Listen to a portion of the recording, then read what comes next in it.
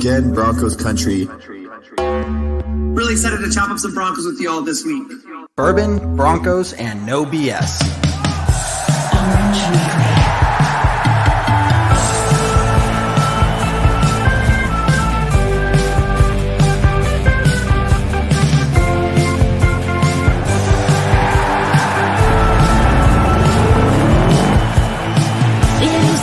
Favorite time of the week.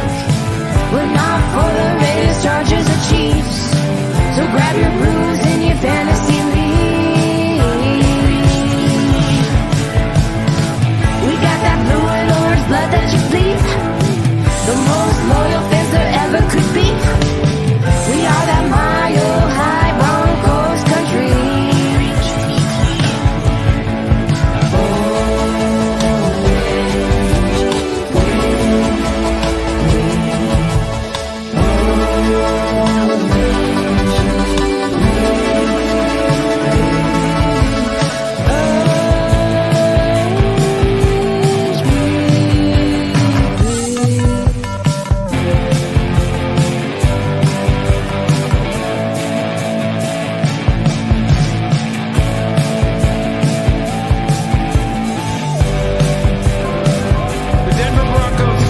Orange Weekly, fans, brews, and Broncos news.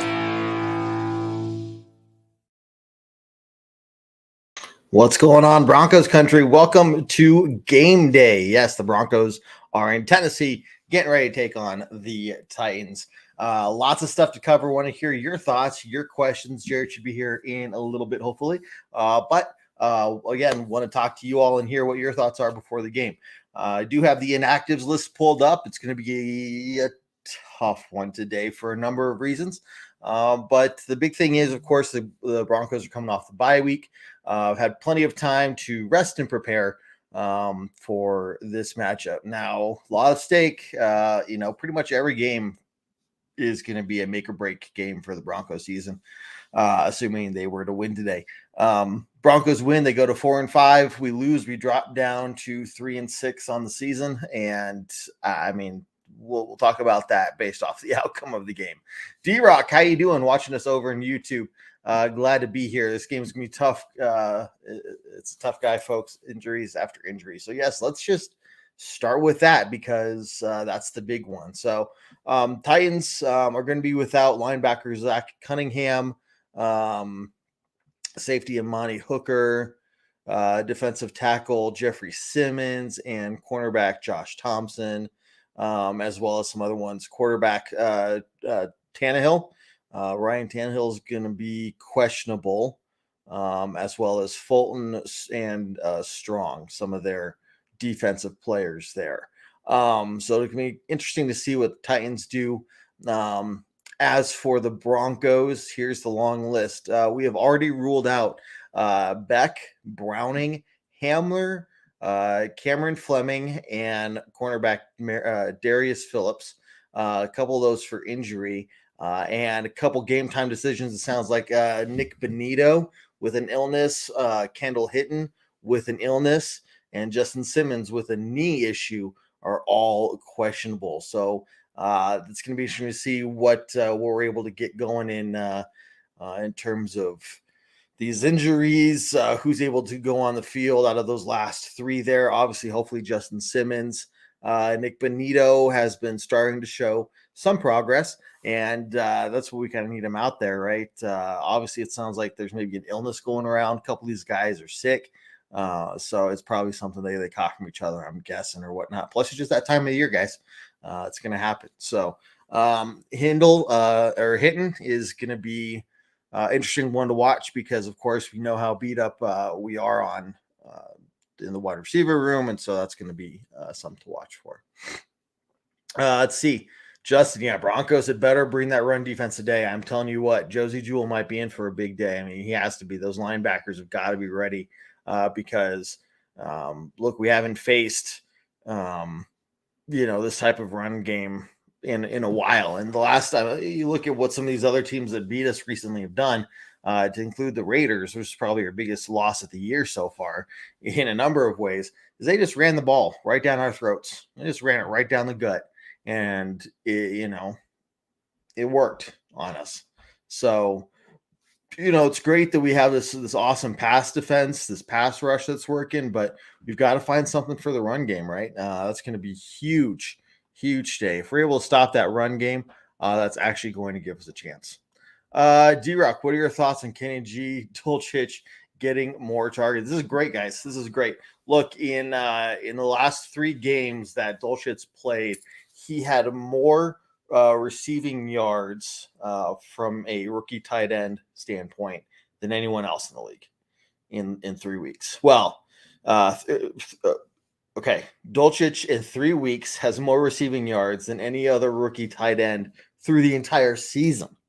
I think it's Otten or whoever from Tampa Bay, the tight end there, rookie tight end. I think he's like number 2, but he's been playing in every game of the season. So Dulcich is looking good, and I think if there's a connection there between Russell Wilson and himself, man, we're gonna need that big time. So definitely keep throwing the ball to him. It's working. Get him some confidence, and see what we can do, man. Let's see, Justin. That's tough, man. Look, we've been saying this for a while now. Like, he's got to have some sort of breakout for sure. And I want to pull up maybe the last box score, so I can see how many targets Simmons had, because I know that's been an interesting point. So in the Jaguars game, going down to Broncos receiving, Courtland Sutton was targeted 4 times, but only caught the ball once. So one of those things, it's like you keep throwing the ball to the guy, but he's not catching it. You're going to move on to somebody who is catching the ball, like Dulcich. 4 receptions on 5 targets. Jerry Jeudy, 6 receptions on 7 targets. Hamler, 2 on 3. Gordon had 3 for 4. So look, you keep throwing the ball that way. Even Montreal Washington was 1 for 1. So Courtland Sutton with the lowest reception percentage in terms of targets. He's got to find a way to reel that ball in. It's going to be interesting for sure to see what he does. It's going to be something to watch. What else do you guys have to think about, or what else are you thinking about before today's game? Of course, before we head out here, if you post your score prediction and the Broncos win, and you're correct, we always have the standing offer here at Orange Weekly that we will send you some free Orange Weekly and Broncos swag. So make sure you put your score predictions in the chat. Of course, again, it has to be the Broncos winning. And if you are correct and you win, send us a message with a screenshot or something to help let us know that, hey, you were right, and we'd be more than happy to get you some stuff sent out to you right away. So let's see. We got some other things going on here. Interesting for the Titans here. We're looking at Ryan Tannehill again being listed as questionable. That's a big one, of course. We're going to see, I think, depending on what quarterback you have in there, it's going to totally change your game plan. And so that's why I'm not too surprised to see him listed as a game time decision. The Broncos defense are going to have to be ready to adjust based off of who goes out there. Let's see, going back over here, Melvin Gordon is supposed to be having should be having a pretty good day. I think we need to really be relying on that run game. With KJ Hamler out, look, you're losing that over the center, deep threat, really. You still got other threats out there, but Hamler takes away that. So to me, I think you really got to be utilizing the run game, utilizing Greg Dulcich again, Jerry Jeudy. Go back to what's working. Look, throw the ball to Courtland Sutton. I'm not saying don't, but look, again, if he's 1 for 3, maybe you start looking other places more often. Courtland Sutton just has not. I don't know what his problem is. It's been tough going for him this year so far. Maybe getting some clarity with the bye week and getting some time away from everything for a few days will help, but we'll definitely see. So that's going to be one thing to watch. D-Rock, I'm curious about our 3-headed monsters we have in the backfield. I'm dubious about that's the problem. It's not so much The running backs we have themselves, Melvin Gordon, Latavius Murray. I mean, they're, Russell Wilson with his legs even. I mean, we have running options. The whole offensive, well, I don't say the whole offense, a big chunk of the offensive problems really have come down to the offensive line. Look, we are incredibly banged up, guys. This offensive line is, I don't know if you want to call it piecemeal together, because that's putting it lightly. It is really banged up. And they're struggling. They're struggling a lot. And that's really been impacting our run game. So going back to some of these numbers here, Gordon was averaging 3.2 yards per carry last game. Murray, who had 14 carries compared to Melvin Gordon's 9, had 3.3 yards per carry, both with a long of 9 yards. So they're right there at more than, right at 3 yards per average. And at the end of the day, that's what we need. If you're averaging 3 yards per carry, you're going to be able to move the ball, and get in those third and short, third and manageable positions. But you just have to stick with the run game, right? So the offensive line is a huge question mark, D-Rock, for sure. Man, I don't know if Flex Seal tape would do it, to be honest with you. Might need something a lot stronger than that. Get out the welding material or something. Flex Seal tape is probably just going to cut back on some of the leaks, but I don't know if it's going to be enough. Look, these guys are trying, right? But you got to look at what we have. Garrett Bowles, for as much crap as we've given him over the years, and he's been playing better and everything. But to not have him now, I think we're seeing how big of a deal he is on that offensive line on the left side there. So that's going to be interesting for sure. And hopefully he's healing well and everything like that. Richie is in the house, guys. We can officially start the show. Glad you're here, man. So we've been waiting for you, kind of just hanging out, because I'm like, guys, once Richie's here, we can start the show. But glad you're here, bud. We got Broncos coming up here in about a little less than 45 minutes. Start posting your score predictions, guys. Probably going to head out here before too long. D-Rock says, what's up, bro? Justin, need to cut down the penalties. Yeah, so here's the thing, guys. We've seen that this team can go a game without getting more than a few penalties. We've seen it. We saw it against the Jets game. Of course, we lost that game, and the Jets were the one that had, 11 or 12 penalties. It's like the one day we decided to clean up penalties, we still lose. And then we played a couple weeks ago against Jaguars. We had a good number of penalties and we still won. It's like, why can't we do all of these things together? Like we fix one or two things, but everything else is crap. And then we fix another one or two things, and the things that were fixed before are now broken again. So it's like, why can we not fix these things week by week, incrementally so, and improve from there? I don't know. But yeah, the penalties for sure, Justin, are something of note. And it was addressed during the bye week. If you saw Hackett talk about, we're going to hold people more accountable for the penalties that they get, which, it took, 8 games and 70 penalties pretty much later for them to look at this and say, maybe we should change how we do this. It's interesting, though, guys. It's tough because as a head coach, these players are making way more money than you are.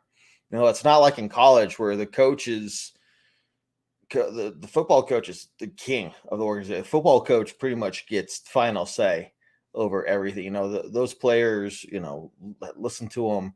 And I'm not saying the pro players don't, but you have a little bit more. It's different. It's different in the college world as it is the high school world. Once you get to the pros, you have to treat them like adults because that's what they are, right?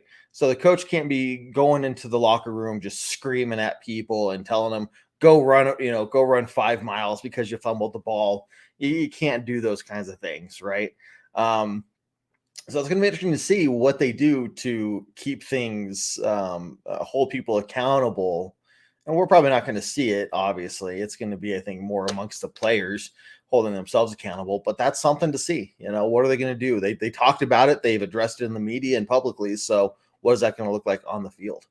Virgil and Washington will both fill that void. Yeah, so Virgil is out there today. He's one guy I'm really looking for because we saw a lot of good things from him in preseason.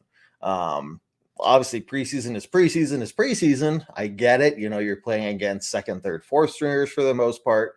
But can you go out there and show some of these things that we were really pushing for him to get a slot on the roster, right? We thought he was going to be one of the ones that could be a surprise guy to make it. And he just didn't quite make the cut. So now here's a big chance for him. I wouldn't be surprised if he's a little nervous, but here we go. T-Rock, how you doing, man? The face is still naked. That's awesome. You guys are awesome. Justin with the first score prediction I saw today, 24-21 Broncos. I'll give you mine here in just a few minutes, guys. Let's see. LG is a starter. Or just frankly, OC should have been the starter, and he looks better than Crush. I don't know, man. Why do you think that? Well, why should OC should have been the starter? I mean, I guess, does he look better than Crush? I don't know, but what do you think? I want to hear more of your thoughts. Let's see, T-Rock. I see the Germans love John Denver. Yes, the Munich game is going on right now between the Seahawks and Tampa Bay. Let's see, Richie. Both tackles are hurt badly, though. And that's the thing. It sucks. It really does suck.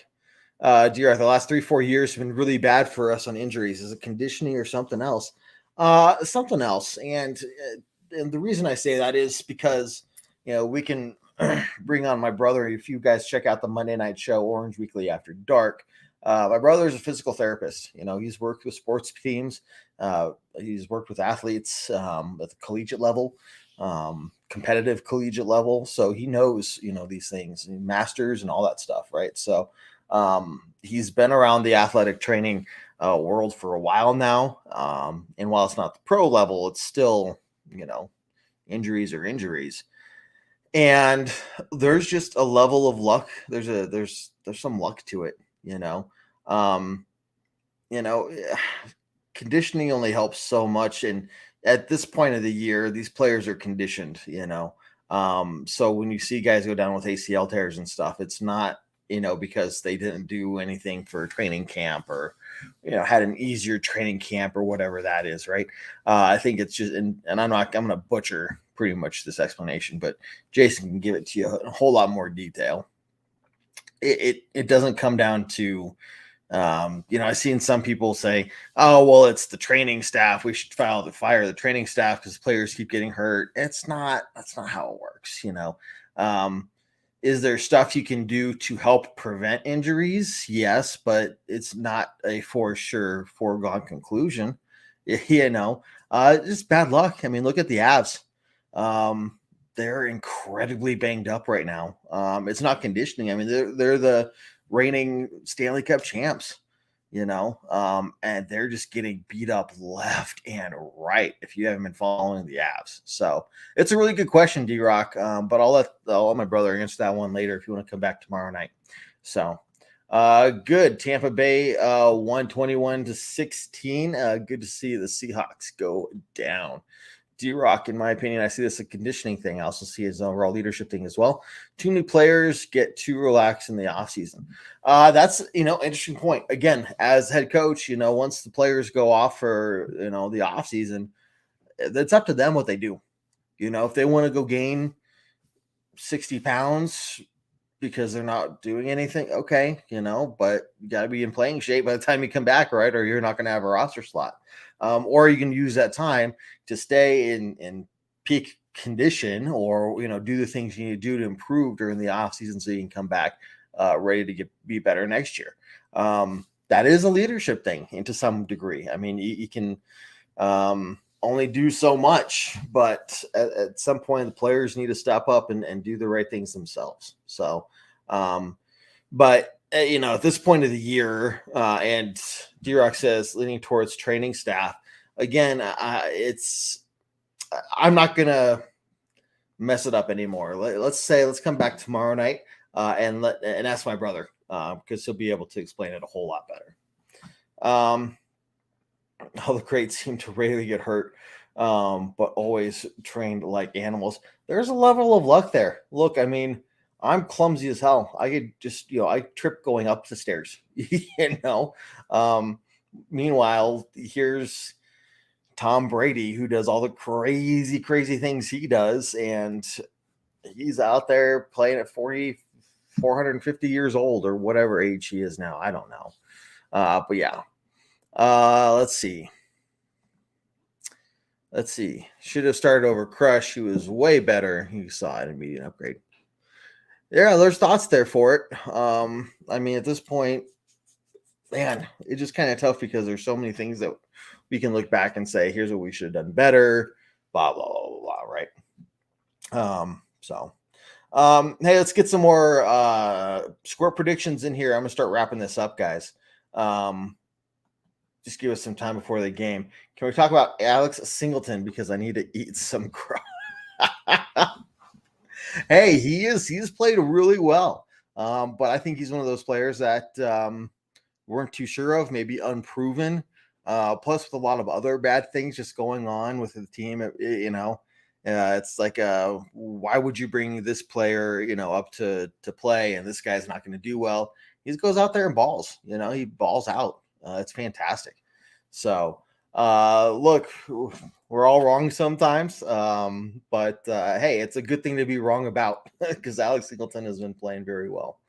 D-Rock, 1917 Denver, close game. I think it is going to be a close game. I will say that, I'll give my score prediction here in a second. But I really think the Broncos are going to be able to, the defense is going to be able to hold the Tennessee offense to a low score. The question is, what is our offense going to be able to do? The Tennessee defense is pretty good. They're pretty good, to say the least. I was laughing at. Yeah, there you go. I'm on film saying Singleton's going to kill for us. He's been doing great, man. He's been doing great. It's fine. Everything's fine. Everything's fine. Richie, 27-20 Tennessee. Well, okay, Richie, that's a fine score prediction. If you're right, you don't get any Broncos swag though, because you have to guess the Broncos to score or to win, and the Broncos have to win for you to get some Broncos swag. So there you go. See, we twist it here so we get better numbers or something. I don't know. Let's see. For my score prediction, guys, just because we're wrapping up here. Look, like I said before, I think the Denver defense is going to go out there and do what the Denver defense does, and they're going to do it well. Tennessee is going to get held to 17 or fewer points. I like the 17 number for Tennessee. As for the Broncos offense, maybe Russell Wilson with his wristband is the difference maker. Maybe the blue pants with the right white top is the difference maker. I don't know. Loophole if they tie. You know what? If they tie and you send me a message, I will send you some Orange Weekly stickers. How's that sound? A middle of the road for you. Yeah, Justin, right here. I think it's going to come down to a game win. If it comes down to a game-winning drive, the Broncos have a good chance. I mean, that's what Russell Wilson is known for. Expect Wilson to come out starting slow. I wouldn't be surprised. Every other drive could be a 3-and-out. These are just things that Wilson does, right? Talking to Seahawks fans, been watching him for 10 years, he'll have a fantastic drive, like a 98-yard drive, go out the next drive, and it's a 3-and-out, Turnovers are also going to be absolutely huge today. This could be a game where we really, really, really need a pick six or a fumble six or something. We need the defense to get us some sort of points, or, we need something big from them today. If we can do that, if we can win the turnover battle, look, we could be in a position to be in a, game-winning drive situation at the end of the game. And I like our odds there. Doesn't mean we're going to be there every time. I don't think we're going to score 35 plus points because Tennessee just held Kansas City, who's the top scoring offense in the league, to 20 points. I don't see us getting more than 20 points. Ideally, you know what? I'm going to go with this score prediction: 17 Broncos, 14 Tennessee. If it's anything, if Tennessee scores more than 14, our odds of winning go down pretty drastically just because I don't see us really breaking that 20 mark today. So we'll see. We will see. Yeah, D-Rock, there you go. Let's see. Sertan of the house. Man, to see that today would be just lights out. Like, I think that would be the game-winning factor for us, assuming that everything else is at least going, on par average, in terms of how they perform, we don't need the offense to be amazing. We just ask them to be average, be smart with the ball. Don't turn it over, right? You don't need to get a touchdown on every single drive, but can you help get us in better field position for punts and, turning over the field and all that stuff, right? So, D-Rock, yeah, look, I do not think that we are going to trade Draymond Jones at all. Look, they've already made an offer to Draymond. Now, it needs to go, he needs to, be the right price. If he's going to request something absolutely ridiculous, then no. But I think they'll get there.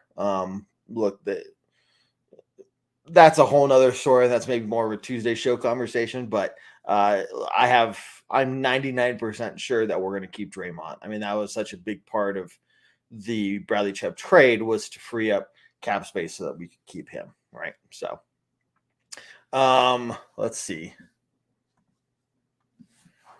WWW podcast. So yeah, by the way, guys, make sure you check out the Mile High Huddle, Mile High Roundtable, guys. The Mile High Roundtable podcast network. Tons of great Broncos content. Make sure you guys go check them out on YouTube. These guys are fantastic. So they put out some great stuff. Not bias on this past game. There you go. For Cushenberry to start in the offseason. Yeah. Look, it's going to be interesting to see. Was Cushenberry getting injured? Did that make the O-line better? Did it make it worse? We'll see.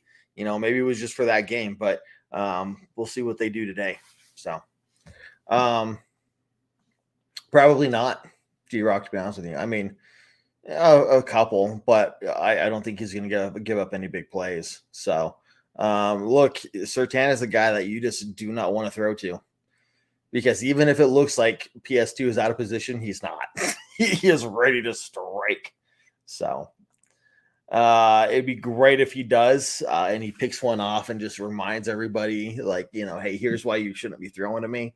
That'd be great to see. Young Tyrone, how you doing? I think it's going to be a defensive game, low scoring. Who got the ball last? Agreed for sure, man. So it's not going to be a high scoring game. Don't just be expecting a lot of frustration, a lot of punts, but I think we're going to be okay. As I talk about us wrapping up the show, I'm going to hand it over to Jared. How you doing, buddy? Well, we're wrapping up. I guess, the game starts here in about... myself for 30 minutes. I pretty much said everything I had to say.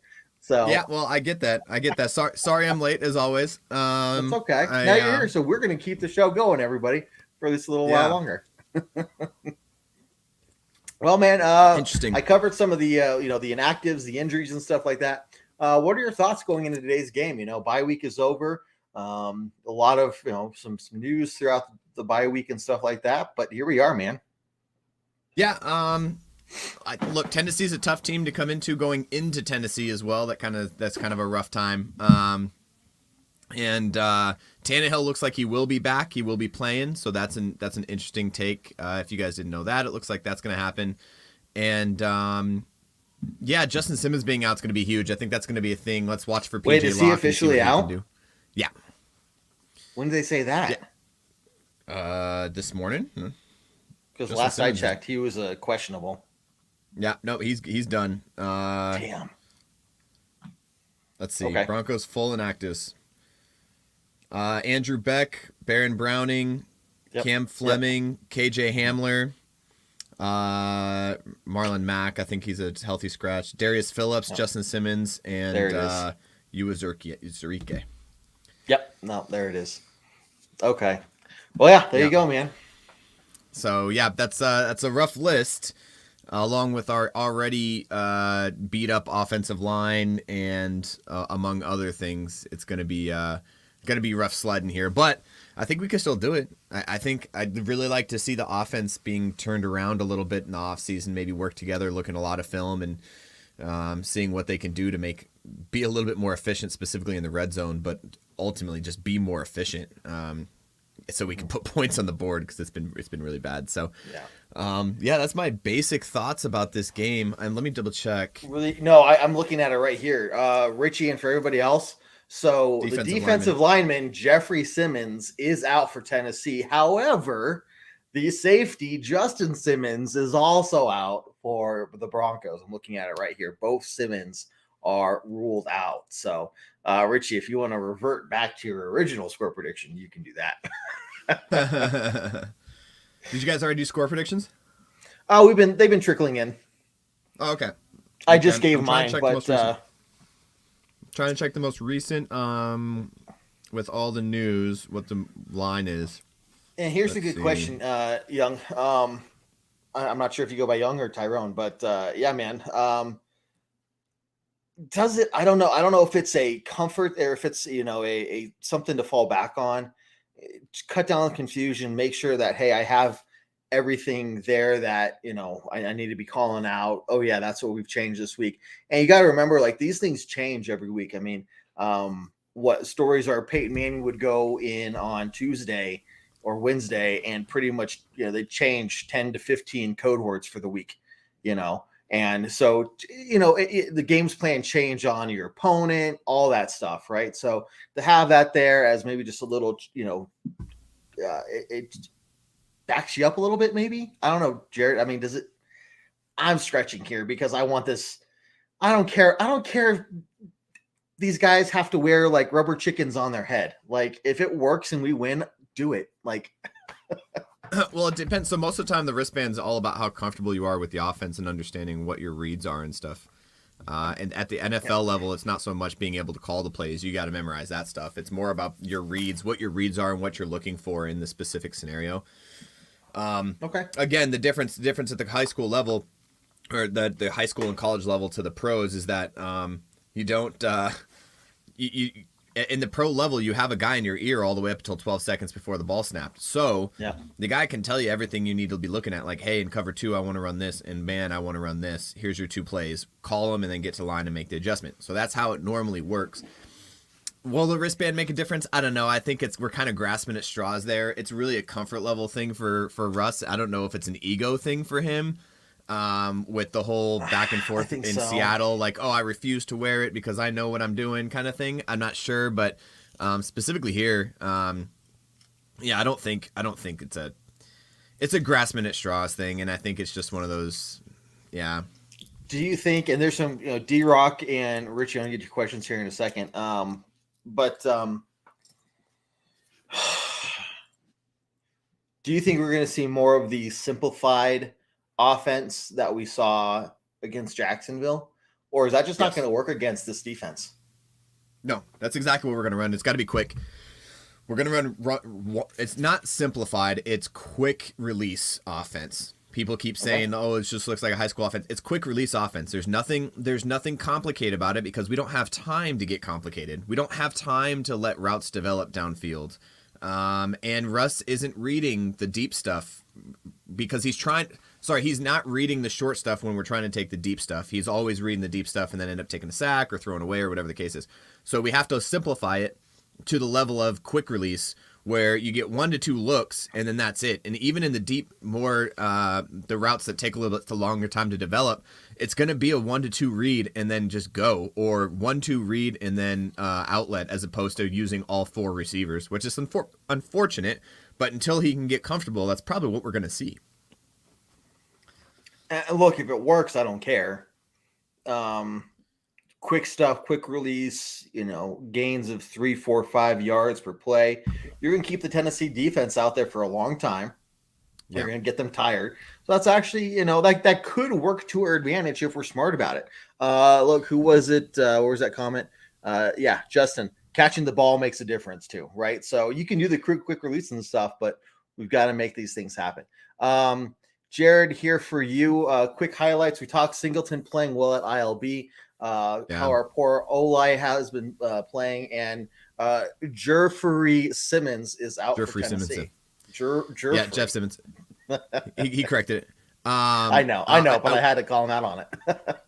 I will say this, yeah, the poor offensive line playing, and while I'd like to blame it on Russ and his not being able to feel the deep stuff, it's really comes down to whether or not he can have the protection. And that's a lot of the reason we had to go to the quick release stuff is the quick, and by quick release I mean quick out of the hands, right? You only got 3 to 4 seconds to get them out of your hands once you get the ball. So that quick out of the hands stuff is what, I mean, it's what made Aaron Rodgers. I mean, obviously got decent deep ball, but he made him so popular, so good. It made Andrew Luck so good. It made Tom Brady is the king of the quick release and getting the ball out of his hand as fast as possible. So we're kind of just switching it up to change it out. Now the big part about that, and I'm not going to leave it out. He did say catching the ball. I don't think it's so much catching the ball. It's getting separation. The only way that you can have that kind of playbook is if you can get the separation and then your acceleration out of the catch. For our wide receivers is there. If we can get the ball and excel. I was watching the Germany game a couple minutes ago before I came on. And you watch DK Metcalf. He gets the ball at like a 5-yard stop with the corner sitting off at like 10 to 12. And as soon as that ball is in his hands, he's accelerating upfield and making contact. So he catches a 5-yard ball. He gets 12 yards and the guy was sitting at 12. And he even came down on him. It just, that's how it's going to have to work. It's going to have to be a very quick, explosive after they get the ball in their hands. Once they get the ball in their hands, getting upfield, and that's the only way we're going to make this work. Also, we have to be careful with the quick stuff and not pre-reading. You saw it in the Jacksonville game. I think the first 2 throws he threw, the first one should have been picked. The second one was picked. Kind of the pre-read on that, and not. This is the NFL. These guys are smart. The corners, the defense is very, very smart, and they know what we're going to do as well. So you got to be able to make sure that you understand that if they try to jump that, you're going to have to make an adjustment. So. Agreed. Penalties today. Over under 10. What are you thinking there, Jared? Under 10. I think we fix up the penalty issues. I think we clean up the penalties. The only concern I have right now is possibly holding, which would really screw our offense if we got any momentum. They have a very good defensive line, and we have a very patched up offensive line right now. Glasgow playing great, I think, at center. So we'll give him that. But I think around the league, when you have a patched up offense, especially guys playing in positions they're not used to, you're going to get a couple holding penalties, but we'll see. We'll see what flags are flying today, because a lot of it comes down to what the refs think is holding and what they don't. Right. Hey, guys, really quickly, we do have a little bit of time left, so I do want to remind you, hey, we will be live at halftime today. So as soon as halftime starts, you're going to pick up your phone anyway. That's what we all do. So make sure you come on over to Facebook, YouTube, Twitter, wherever you go. And we will be live to cover the first half of the game. You can see all of our other content there. Make sure you follow us and give us, some reviews. Podcast reviews are huge for us. It's a huge sign of support. Definitely would appreciate that. So, and then we'll be doing our shows again starting tomorrow night, Orange Weekly After Dark, and we'll go from there. So, bye week is over. We're on the second half of the season, so let's get ready to do this thing. Okay, Jared, what other things? Let's go. I want to say that this is pretty funny, D-Rock. Did you watch this? Did you see this? The most ridiculous play I think I've ever seen. Like, they tried to do like the toss to Leonard Fournette, and then Tom Brady goes out, or I think it was a direct snap to Leonard Fournette, and Tom Brady was lined up as a wide receiver, and then they try to kind of run a sweep, and then he tried to throw it back the other way. Anyways, it gets picked. But not only does it get picked, but Tom Brady just kind of like falls. Like randomly, like he was obviously covered, like a 45-year-old player. Yeah. He was not about to jump ball with a 25-year-old like professional corner. And so he just fell. But then when he fell, he caught the interception and he went to go. He kind of tripped him to tackle him, and he got the penalty for tripping. Yeah, I can't believe the penalty was called. If you guys watched that game, I do not believe that was a tripping penalty. I mean, he was on the ground. The guy, the guy tripped over him. I mean, you can't call that. Like, I mean, come on. Yeah, he tried to. I would too if I was on the ground and I just saw a dude just catch the ball. I'd try to get him down whatever way possible. But tripping? Really? Come on, man. Agreed. All right. Let's see, Richie. In fairness, we should care about the wristband stuff or not. Why do we pay a guy that much money if he cannot digest a playbook? What are your thoughts, man? Right. No, I agree. That's the one thing. If it was going to help anything, it wouldn't be so much for the playbook. It'd be for his reads. Do you? I mean, it is. I guess technically that is part of the playbook for a quarterback, right? It's all about his reads, being able to understand what plays and what reads he's taking for what plays and where his outlet is. Because you can tell a lot of times you'll see him if you watch closely on a couple games. He'll probably do it today. If you watch closely, he'll take his eyes off 1 to 2, and then he looks for an outlet that's probably not in the area where he thinks his outlet is. Like, he has no idea where his outlet is most of the time. I wouldn't say most of the time. Sometimes, like I said, I've watched it a couple times, and I think that really comes down to understanding what the play you're, not just what your play you're calling, but what your reads are and why you're calling that play. And I think that's part of the reason. So I could see it. Me, that's really disconcerting. Like yeah, at this point, you it's kind of like get it. You got a brand new head coach. Okay. Yeah, but by this point, it's like if we're still at that point where we're like, okay, we need a wristband because that's what I'm saying is like we'll see. I mean, we're coming out of the bye week. We're halfway through the season. Let's come out of the bye week and see what he does. Look, I have been very hard on Russell Wilson ever since he got here. I've been harder on Russell Wilson. Other people have been harder on Hackett. I've been hard on Russell Wilson, and I want him to succeed. I really do. Yeah. I want to see him come out here and just play really well. That offseason he took with Sierra down in the Bahamas or wherever he was, he's hopefully studying playbooks, right? Doing high knees in the jet, whatever it takes for him to understand what his role is on this offense. Because everybody can say it, but it is Coach Hackett's offense, and Russell Wilson is running the offense. It's not the other way around. So you need to understand that's how that works. So I like it. I think Russell Wilson can come out of this, and I think Hackett's offense, for everybody giving it crap, I think if you watch it on some of the film, there's wide open. The receivers are getting open. The guys are there. I think the offense is being called properly.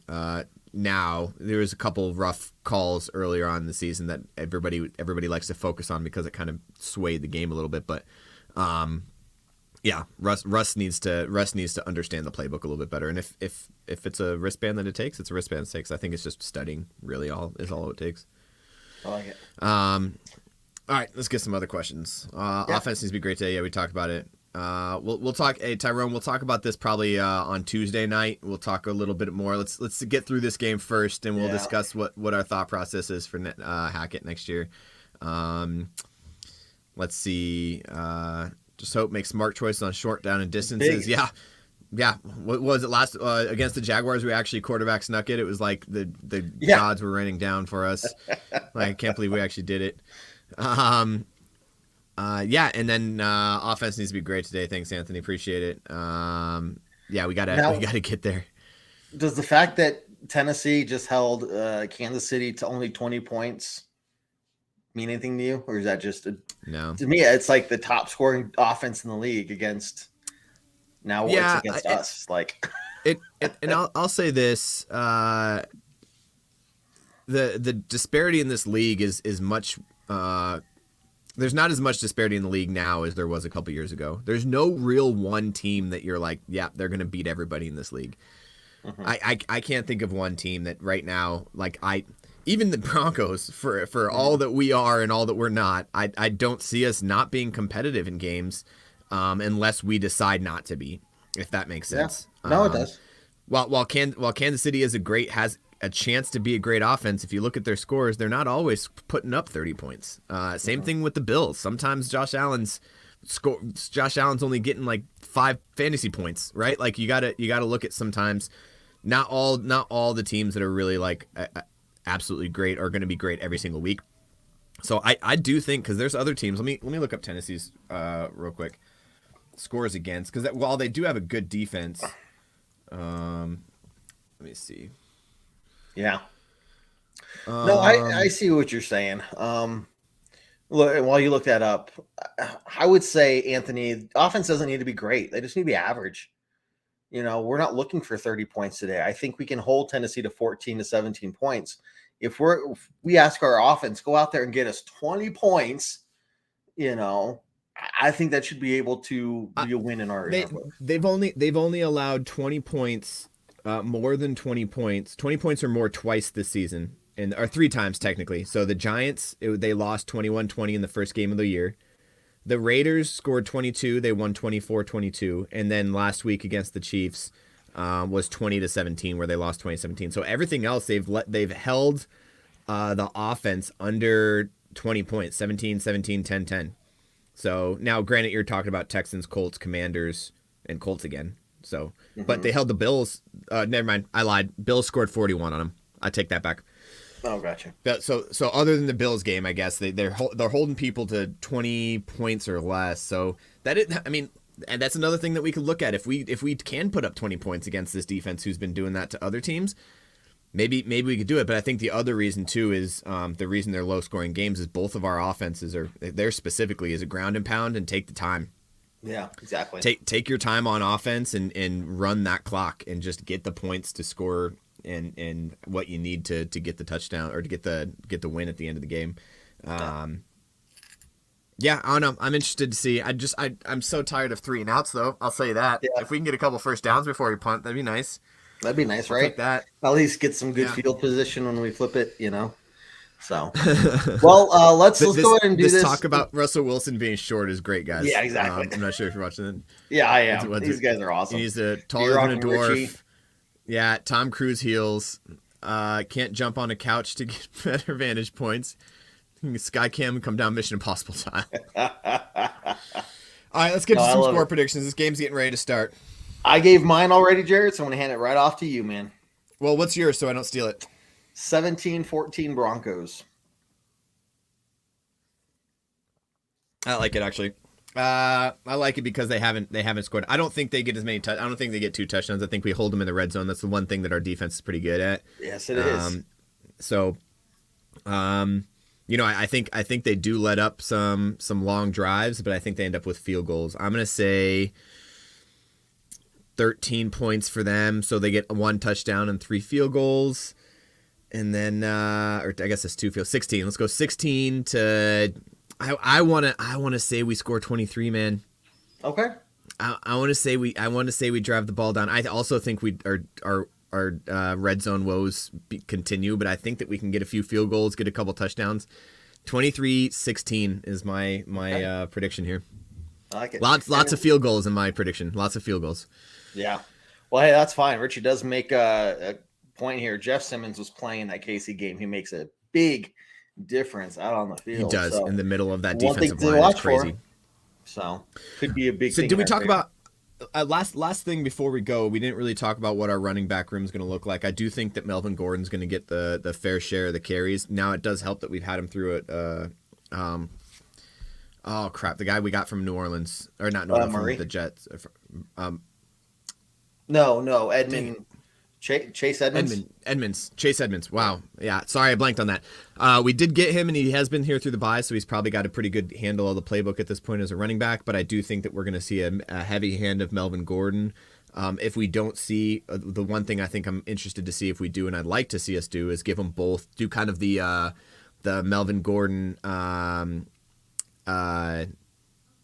Javonte Williams, like 50% for the first couple drives until we find out who the hot hand is, and then you're going to see one just kind of take the rest of the game. So, exactly. For those of you who got Melvin Gordon or Chase Edmonds in your fantasy, let's not put them in, because I don't know which one's going to be the hot hand today, and sometimes they're just going to ride with the hot hand, and that's what I'm hoping for. So, I appreciate it, D-Rock. Thank you so much, man. Yep, we will be here at halftime. Jared, thank you for joining me, man. Giving some good insight. Everybody who's been commenting, Anthony, Richie, D-Rock, young Tyrone. We also had Anthony up in here. You guys are all awesome. Justin. Thanks for tuning in. Yeah, thank you, Justin. Cool. So we'll see you at halftime. Jared, thanks a lot, man. And as always, blend it on the strong. Go Broncos. Go Broncos. Take care, everyone. Do what I like, yeah, I do what I like, yeah, I do what I like. Sip and go, sip is right, and I go with the flow, yeah, I go with the flow, yeah, I go with the flow, cause I know I'm the show. In the zone, here I go, in